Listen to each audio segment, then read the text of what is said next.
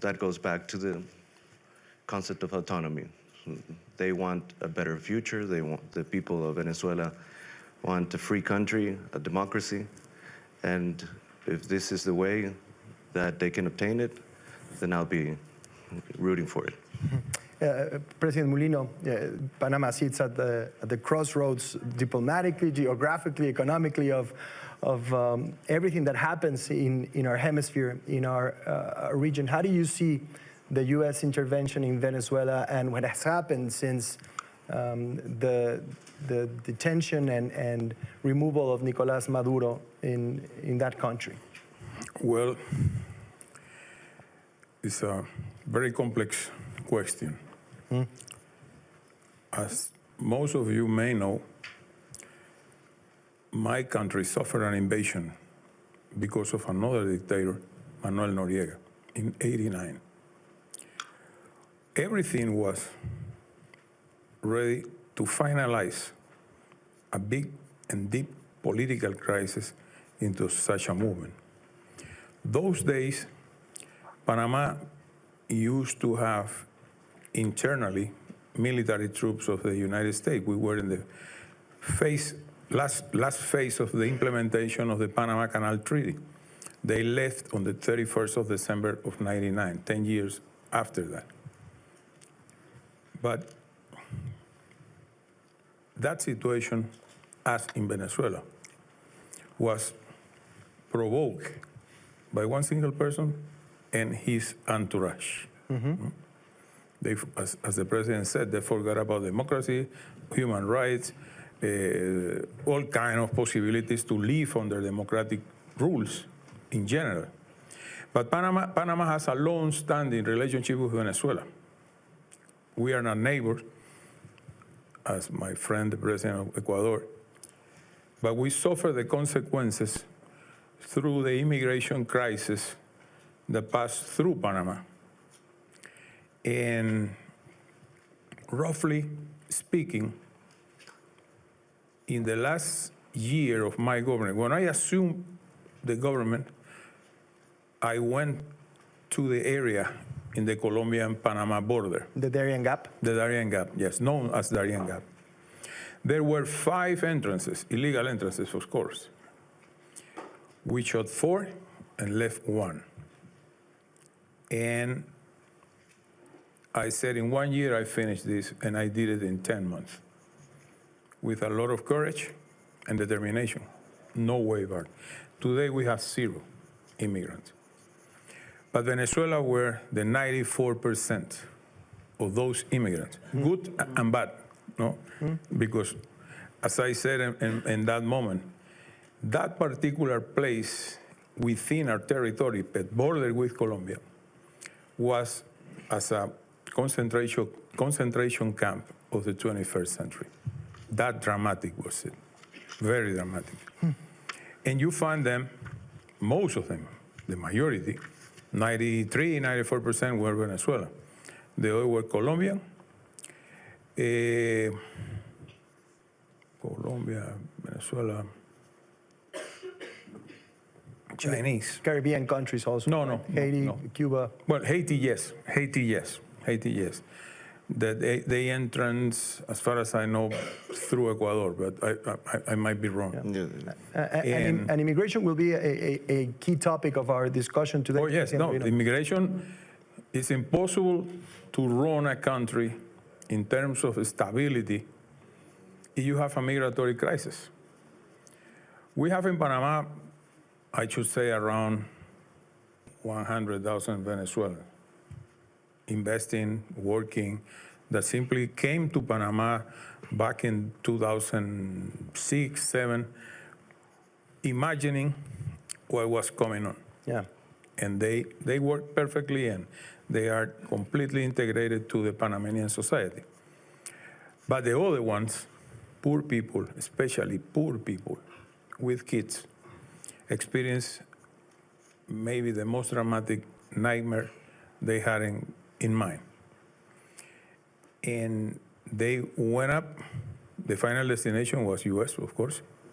I don't know how many of them crossed the line or how many of them were returned. The thing is that we have now the same situation on the opposite direction, but with very much less Venezuelan. Still, the 90% of the people coming north-south are Venezuelan, but we are dealing with 200-something per month.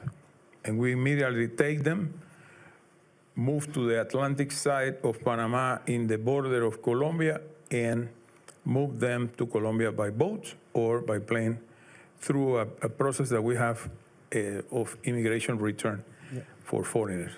And we will address this immigration crisis and the effect it's had in the region and, of course, in the relationship with the United States more in depth.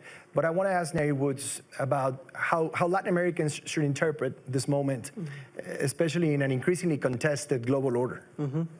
Yeah, so, well, as Dean of a School of Government, I see leaders from 65 or so different countries in the school each year.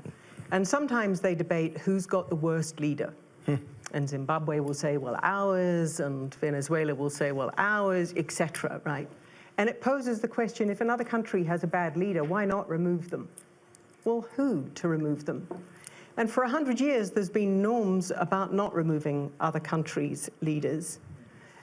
We don't have time to go into those norms, but I just do want to pick up on something the president just said, which is the record of one country removing another country's leader simply because they can is not great. In Panama, in Haiti, in Iraq, let's not forget the US said we're coming to liberate you, in Libya, that it's not enough simply to make one leader disappear. The world keeps imagining that nothing could be worse than the leader that they've got, and then finding to their horror that things can actually get worse, which is why a principle of not doing this has long been with us, because it's not about getting rid of the one person. It's about what do you do with the institutions? What do you do with the people? What do you do with their aspirations afterwards? Do you go as an occupying force and spend 10 years trying to rebuild?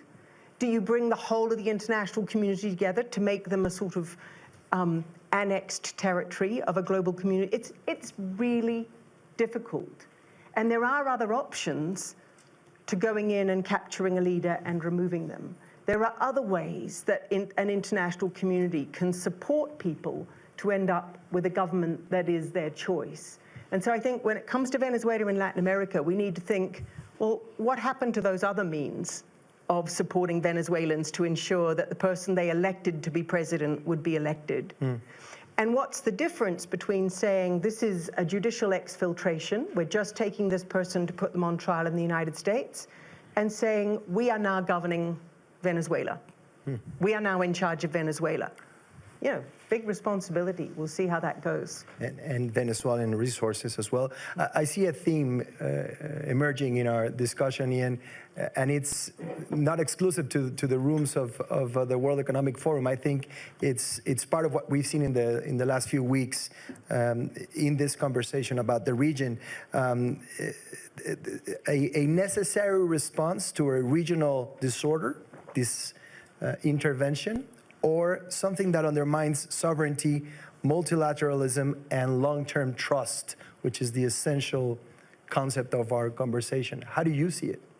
Well, we are in the business of trying to improve the lives of people in the region. That's our region. We do it in moments where we believe that the market cannot do it by itself, so that we have some additionality.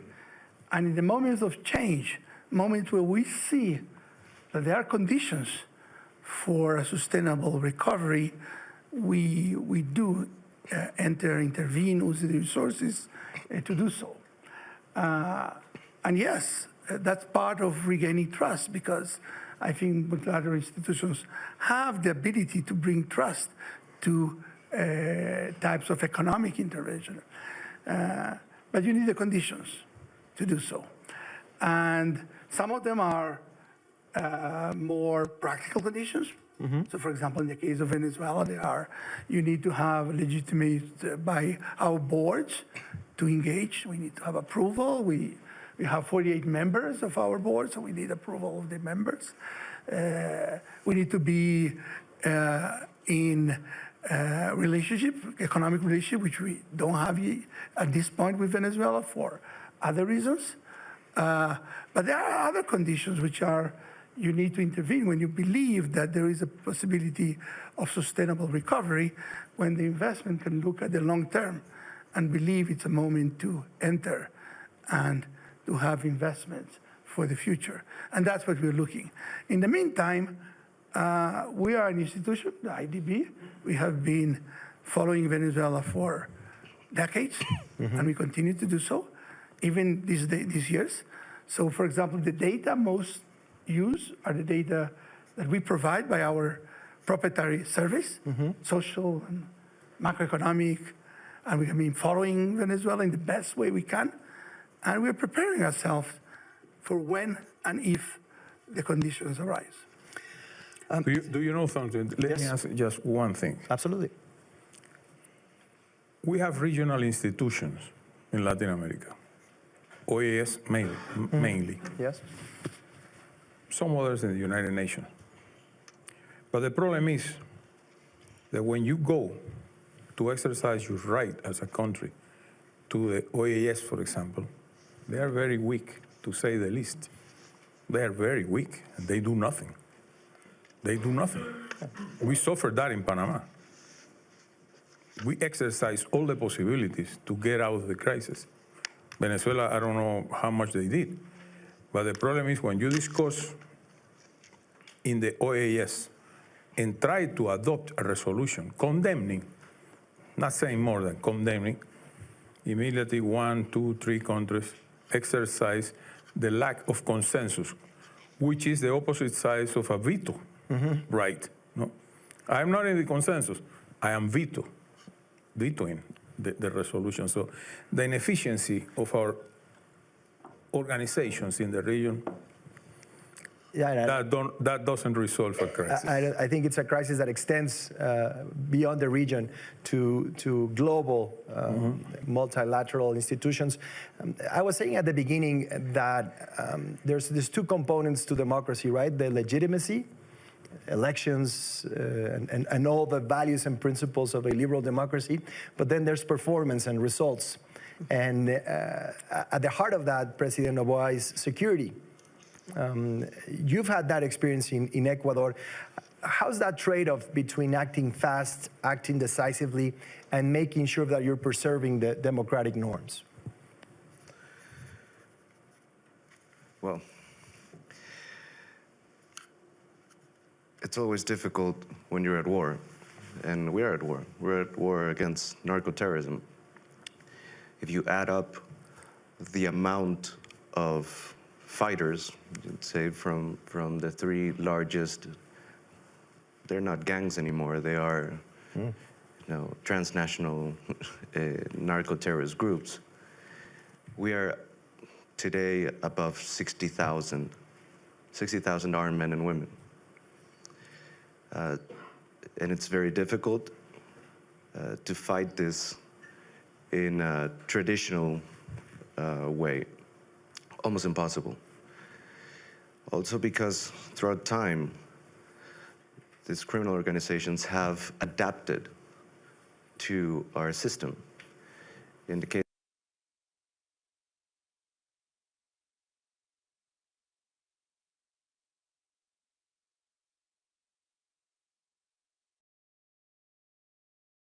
of Ecuador, we have a constitution that gives a lot of guarantees to citizens. So they adapt. They know exactly what to do. They know exactly how to get caught. They know how to present an habeas corpus. They know how to play the game. So by using all the democratic, let's say, ways, rules, they know how to play them better. That's the reality.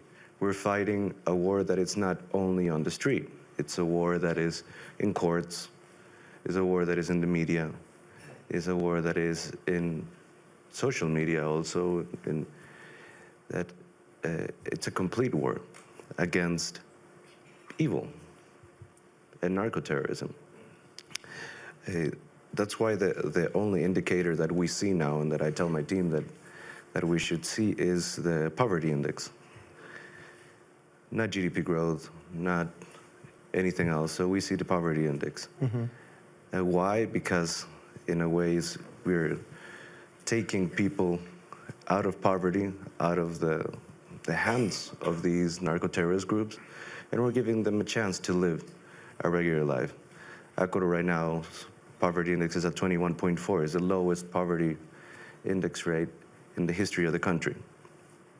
And for me, it's the only number that matters. But there's a fine line between protecting people and protecting the rights of people.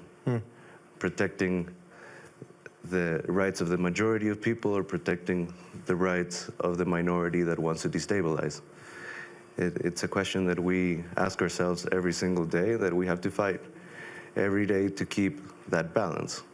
If we break that balance, then we would not be any better than Maduro. And Nair Woods, this situation where emergency measures seem more permanent, not just in Ecuador, but in other parts of the hemisphere, this erosion of trust in the capacity of the state to intervene in a way that really moves the needle and makes a difference in people's lives. Do you think that's the primary failure of democracy in Latin America? Yeah, I think we're living in a moment where leaders across the world are making choices between policies of coercion and policies of co-option and accommodation. And coercion is tempting. It's tempting in the face of some of the atrocities that narco-terrorists deploy. It's tempting when you think you're up against evil forces. But the problem for any society is that if you make enemies of the people within your society, where does that take you? What is the future? Do you simply try to extinguish a whole group of people? Or are you actually trying to build a society that in the end can live together? And we've seen this all over. You know, under colonial rule, you saw Britain trying to do it by coercion in Kenya, in India, etc. You saw it in Northern Ireland for years, a terrible civil war, because each side felt that they were fighting evil on the other. And we've seen it in Colombia, in Latin America. We've seen 3 different approaches to internal, some would say, terrorism, to internal groups that pose a security threat and risk both to the state and to other citizens. But my observation, looking right across the world, is that each of the situations that's been resolved has ended up having to be resolved through dialogue. Dialogue doesn't mean embracing narco-terrorists, but it does mean thinking about how you deal with adversaries without making them into perpetual enemies. It does mean look at the experience of other countries in finding a way to build to a future together. Because in the end, a society that is in a perpetual civil war is never going to be secure for anybody, not for its citizens, not for its government, not for its international investors. And so, in Northern Ireland, it endured decades before people came together and had the courage to create a process for actually talking through what it would take to live side by side and not live in fear of terror every day. Let me change the tone a little bit before we go to our audience for questions, because Latin America seems to be back at the center of global geopolitics, and it's not because of its internal challenges, which we've already covered some of them, but because the world increasingly needs or depends on the region for its resources, migration control, and policy alignment. So, Ian, in terms of the opportunity there, a world that is more dependent of Latin American resources, of Latin American stability, political alignment. What does that mean for the region, for the region's future? Well, it is definitely we are seeing more attention to the hemisphere, to the region, and this is a double sword because at the same time there is a lot of challenges and geopolitical issues that come to the forum, but there's also opportunities, and our challenge together is to use these challenges and enhance the opportunities. You mentioned critical minerals. Definitely, if the world is looking for safe supply chains, to diversify them, and the region is responsible for at least 1/3 of the minerals of the world, this is the place where we can embrace and be part of the global economy in a constructive way. And the way to do it is, of course, bringing value, bringing investment, bringing processing, try to bring more job creation with this opportunity. There are other opportunities. Energy supply, also very important coming from the region. Security, we are part of which this discussion of security is very important. This is about organized crime. It is not about just one country. It's not about only Ecuador, Panama. It is across the region. One thing that surprised me the most when I got to the job was that the development bank will do security. We cannot hire police or military, but we created the Alliance for Security because every other president in the region, independent of the political side, will tell us for development, we need to deal with security. So the Alliance is against the organized crime, is about organizing ourselves, is about exchanging information. For example, one result of the alliance is exchanging criminal records that we didn't have. When one criminal crossed the border, we didn't exchange it. So now we are doing it. Or we're using technology to use Brazilian, for example, looking at illegal mining in the Amazon and do it in the rest. Things like that, we need to start using intelligence. Why is it a regional opportunity? Because part of the organized crime and the narco traffic is part of the region, and it's an opportunity for us to embrace it and to try to do it in a constructive way through dealing with social, as the President Noboa mentioned, dealing with the institution, giving them the support where the state can be present, and finally, dealing with the legal transfer of money that we can try to work on. Ian was mentioning, President Mulino, the political spectrum, the ideological spectrum in Latin America, how it has shifted from a more leftist governments in Latin America to a mix of conservative and leftist governments. How do you see that in terms of the global cooperation that it's needed in the hemisphere, given everything that we're seeing in the world right now?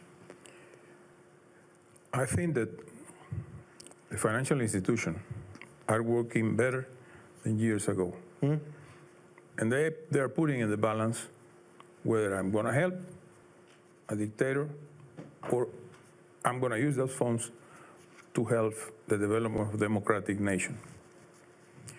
I think that is a key element. Because at the end, for example, we are fighting in Panama because we inherited the former government and indebted the government the double. Panama has a public debt of $56,000 million US. That's enormous for a country like us. $56 billion. Billions, yes. Okay. It's enormous.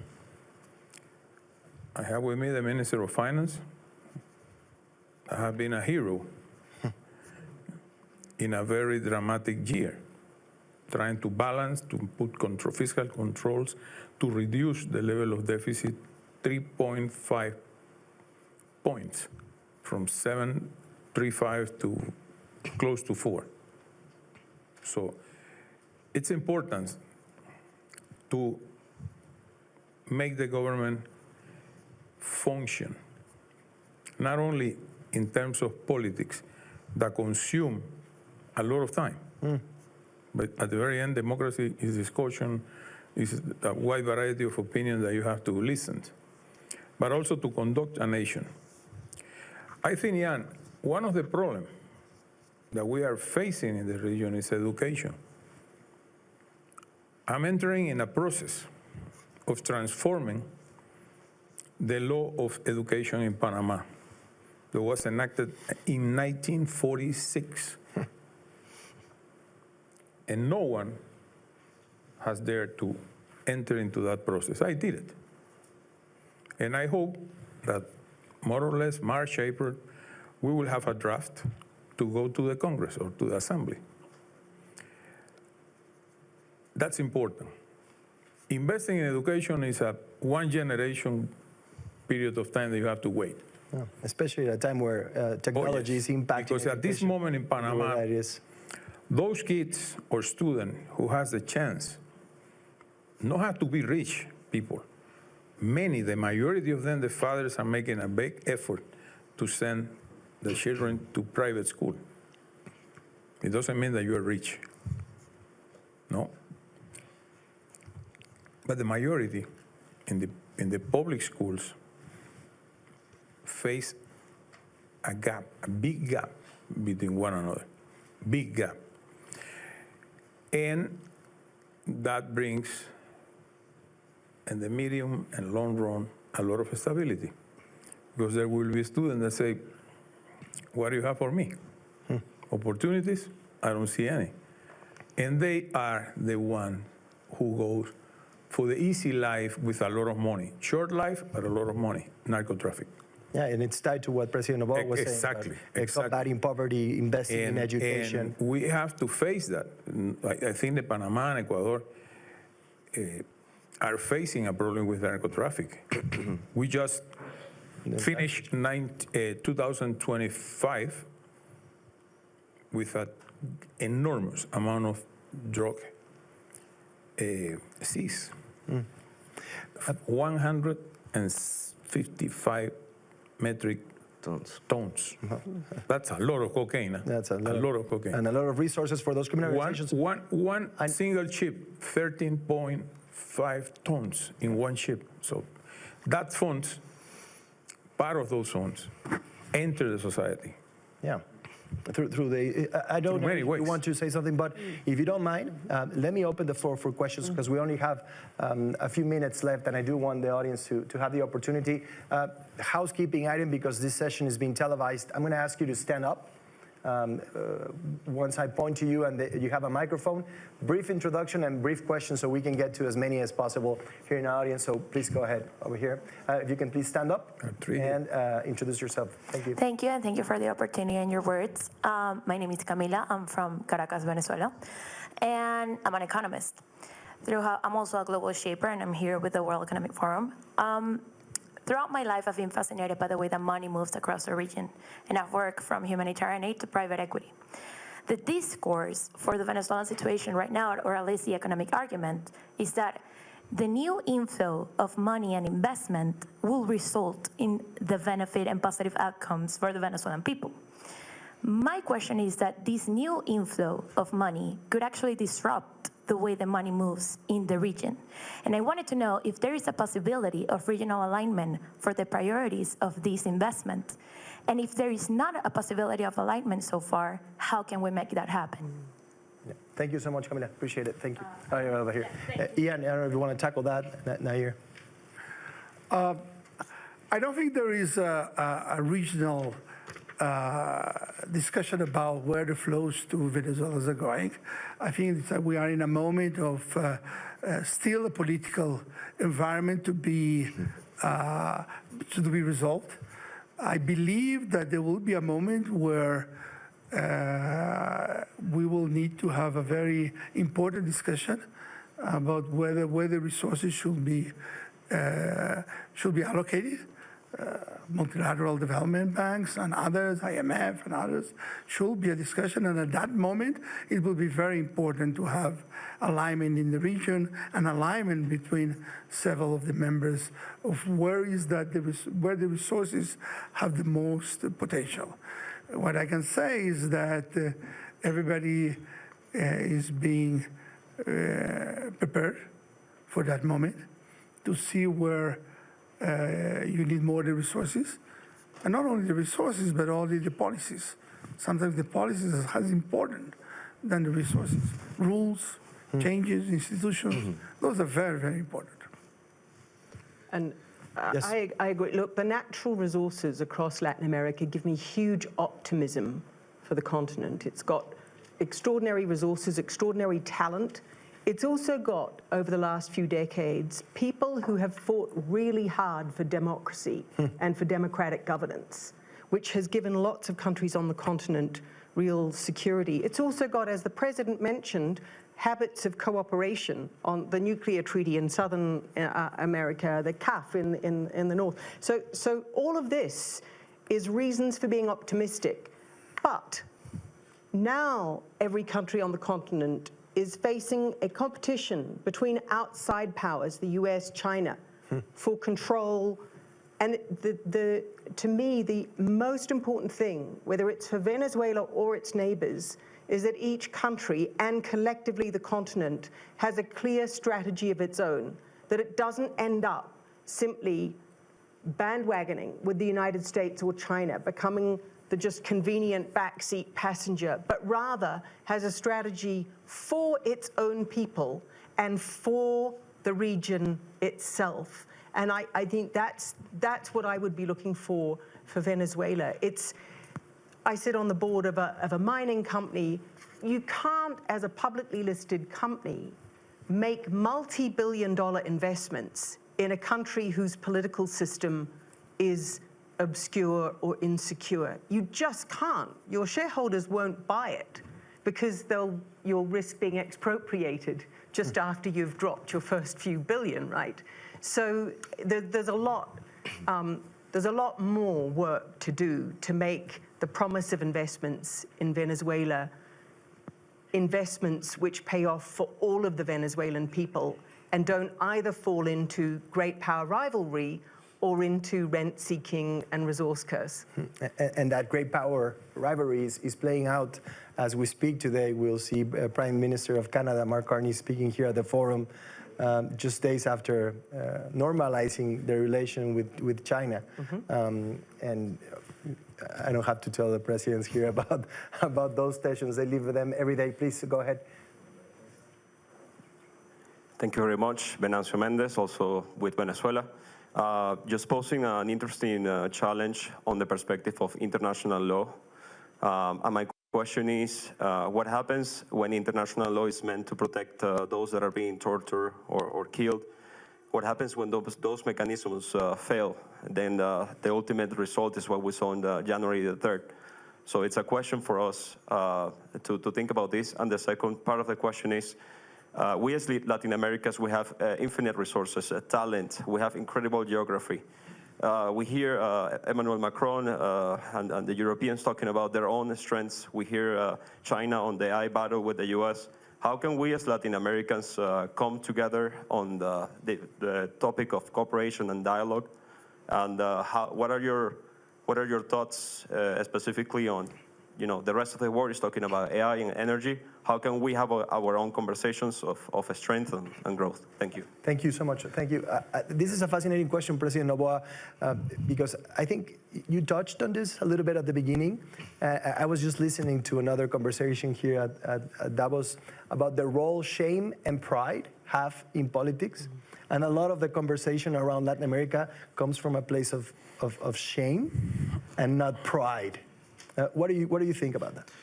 Yeah, first, I think that the whole discussion about ideology has to be eliminated. I mean, the real enemy is misery.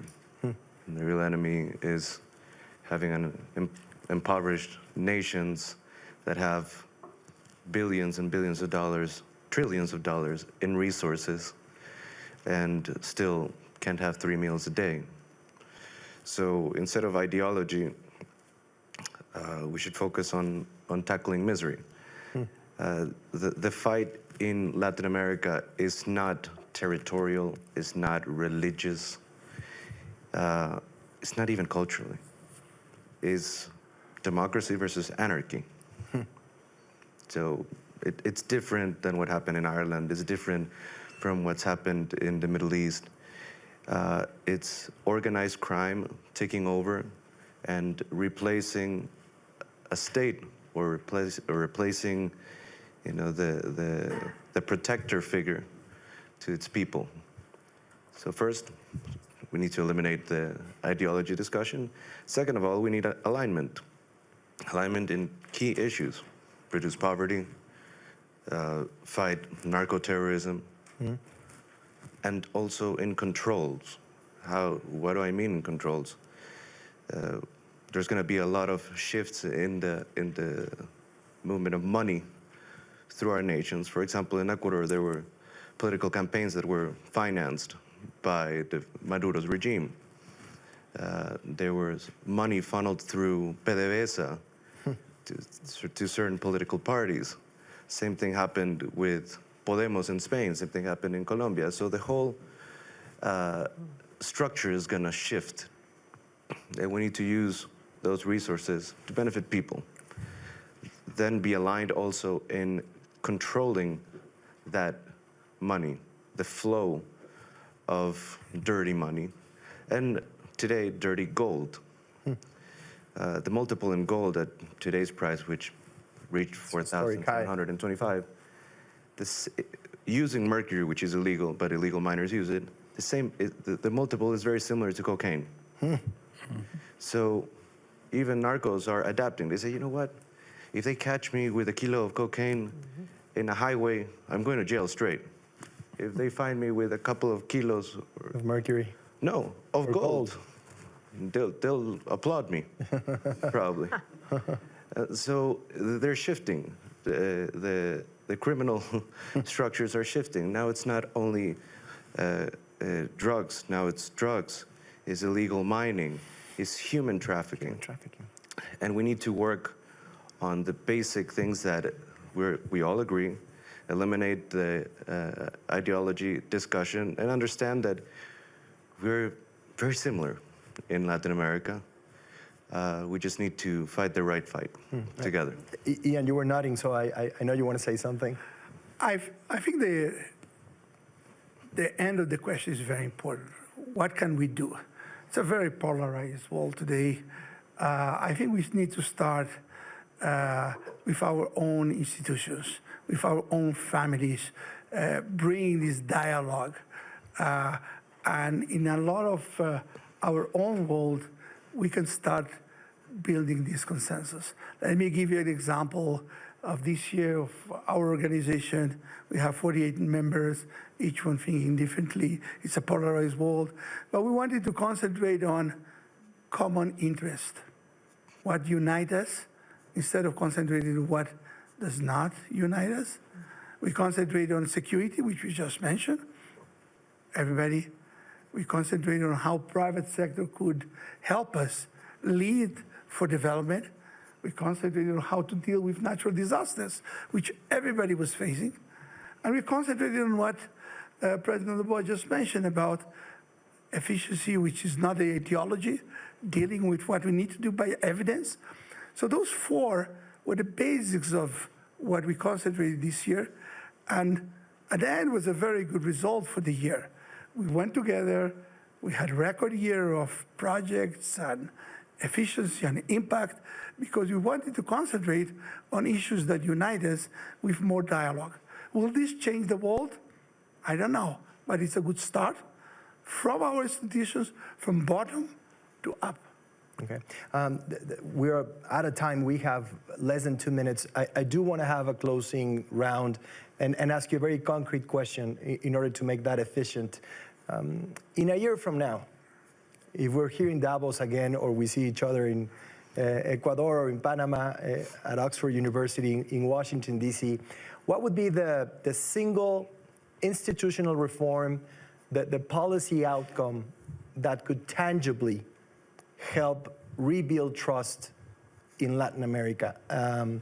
I'll start with President Mulino. Is it education, as you were saying? Is it government efficiency through innovation and technology? What do you think is the single outcome in terms of policy, institutional reform that can tangibly help rebuild trust in Latin America?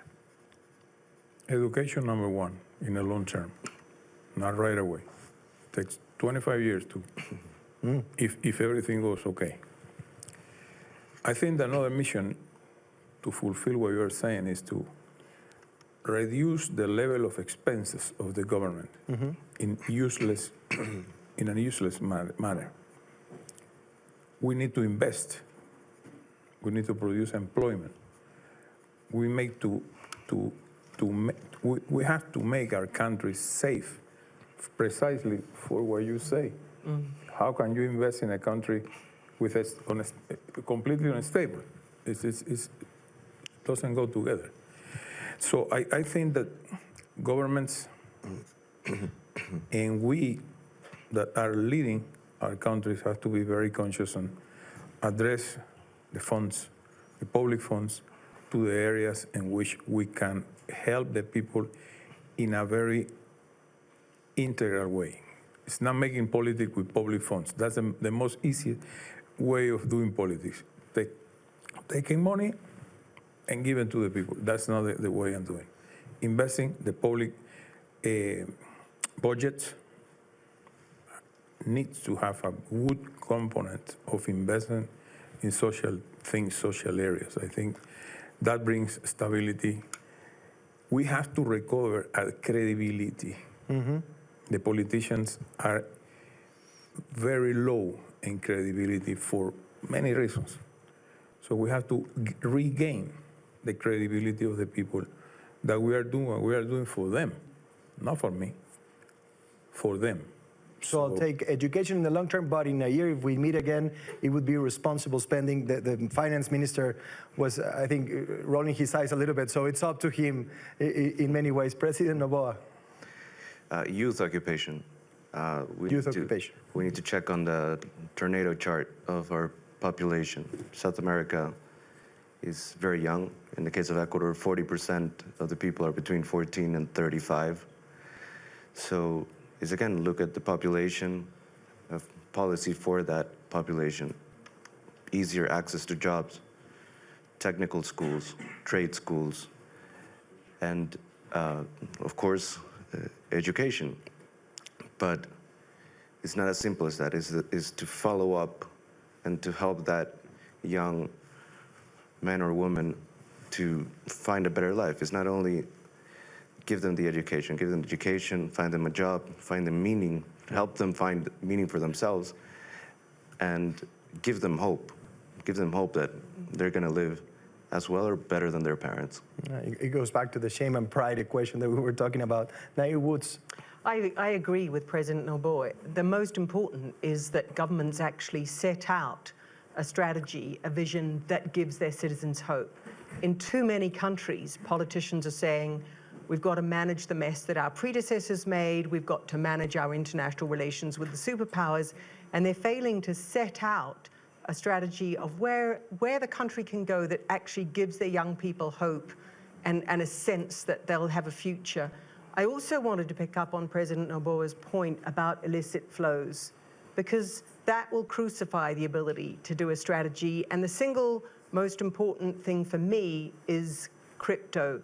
Because I sat here in Davos last year listening to security chiefs and financial controllers talking about, as the global economy goes crypto, governments, regulators, integrity organizations lose all control of illicit funding. And I think that's something that we should come back to next year. Absolutely. 30 seconds here. So let me concentrate on the regional aspect, because I agree with education, illicit flow. From a regional perspective, in a year, if we have agreements like the EU, Mercosur, that has actually started to implement, if I see the region having more agreements between Central America, or between North and Central or South connection. If I see more of that actually being implemented, I think it's a good step forward. Wonderful job in doing it in 25 seconds. Thank you so much. This year's theme in Davos is the spirit of dialogue, and I think we see that as an aspiration, and the only way that we can make that happen is through conversations that matter. I really hope this conversation mattered to you and it was of your interest. I appreciate President Noboa, President Mulino, Nair Woods, and Ian Goldstein for their time and for their incredible insights. Thank you so much, and have a wonderful day.